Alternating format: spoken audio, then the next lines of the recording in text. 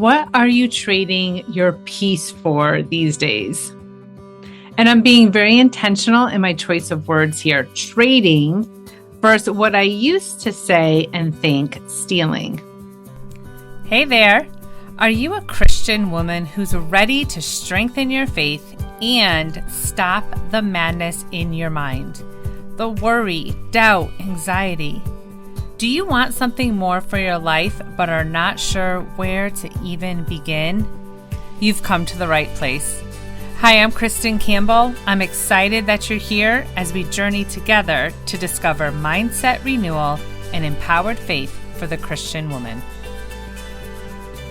I often would become aggravated or fearful or worried, and I would quickly jump to the enemy is stealing my peace, which fits his MO. I mean, he did come to steal, kill, and destroy. And maybe you think along those same lines too, when you're feeling aggravated or uneasy or disturbed or simply just not at peace. You may also blame the most likely suspect. And I want to challenge that thought today. I want us to stop giving the enemy credit and to understand better how to keep our peace and how to grow in peace. So let's dive in. My good friend, Rebecca Flott, painted a treasured painting for me as a wedding gift. And it has a dozen red roses, which was my bridal bouquet, with my favorite verse, Isaiah 26:3. You keep him in perfect peace, whose mind is stayed on you, because he trusts in you. Now, this has long been a favorite verse of mine because I've struggled with peace my whole life. I've spoken before of my hypervigilance, my high functioning anxiety, my sleepless nights that were filled with deep worry and dread. And yet there's another side to this struggle with peace that showed up as my anger, my defensiveness, my short fuse. Peace was not something I seemed able to keep around for very long. And Isaiah 26:3 gave me hope, though I didn't have a full understanding of how to walk it out in the real world. My thoughts were still, the kids are driving me nuts. This schedule is overwhelming me. The coaches are stressing me out. The news terrifies me, and so on and so on. And I kept reinforcing that mindset that something external was stealing my peace. Like I only had so much. And once these life events happened, well, it was gone. Better luck tomorrow. And I would try so hard to find a balance for all these things. And I hear that very often from so many people, this need to find balance. Reorganize the schedule for balance. Prioritize your list for balance. Plan, prep for balance. But balance doesn't last. And that's not even what we are really longing for. It's peace. So after the millionth time of me breaking down, I finally listened to the Lord who was saying, hey, there's a better way. And this is what I have learned, and I'm still learning. And it's found in John 14:27 in the Amplified. Now, this is Jesus speaking. He says, peace I leave with you. My own peace I now give and bequeath to you. Not as the world gives do I give to you. Do not let your hearts be troubled, neither let them be afraid. Stop allowing yourselves to be agitated and disturbed, and do not permit yourselves to be fearful and intimidated and cowardly and unsettled. There is a lot going on in this verse. First, we need to understand there are two types of pieces available to us. The one Jesus gives and the one the world gives. And I want to share this differentiation.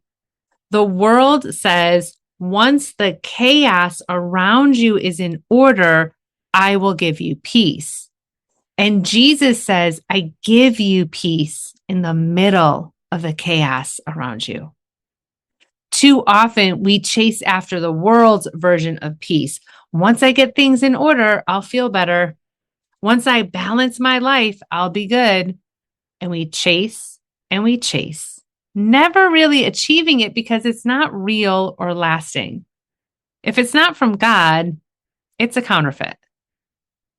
We need to also understand that the peace Jesus gives us is no ordinary peace either. Jesus says, "My own peace I now give and bequeath to you." Bequeath, it's not a word I use in my everyday vocabulary, but I might start because it's fun to say. But its meaning here is awesome. To leave or give your own possession to someone, a transfer of blessings, birthright, or property from one generation to the next. Jesus is not just giving us off the shelf peace. He's giving us his very own peace, the peace that he accessed here on earth, the peace that sustains him. That's now our possession, our birthright, our property. And this is powerful stuff. This is heavenly domain, kingdom peace that Jesus is giving us. And when we grab hold of this truth, fully understanding the depth of this, which I'm going to admit right now, I'm not there just yet. My head still struggles to grasp the magnitude of it all. And it may never fully. I'm growing, we're growing, but this is so powerful and essential to renewing our minds and living in empowered faith every day. And as we grow in our understanding of this, then the rest of verse 27 is also going to grow in our lives. Stop allowing yourselves to be agitated and disturbed. Do not permit yourselves to be fearful and intimidated and cowardly and unsettled. It's not the kids. It's not work. It's not your schedule. It's not the enemy. It's you. It's me. It's us allowing, permitting, trading Jesus's inheritance for aggravation, worry, fear, intimidation. I mean, that's like trading $10 million for a piece of juicy fruit gum. No flavor and short-lived. We have Jesus's very own peace, the peace that allowed him to stay silent before Pilate. I mean, think about that. How did he hold his peace knowing what was to come?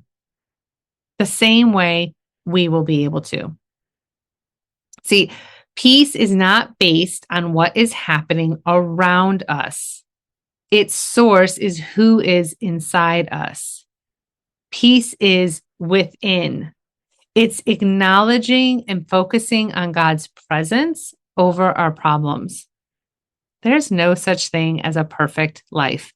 The Bible does not promise that.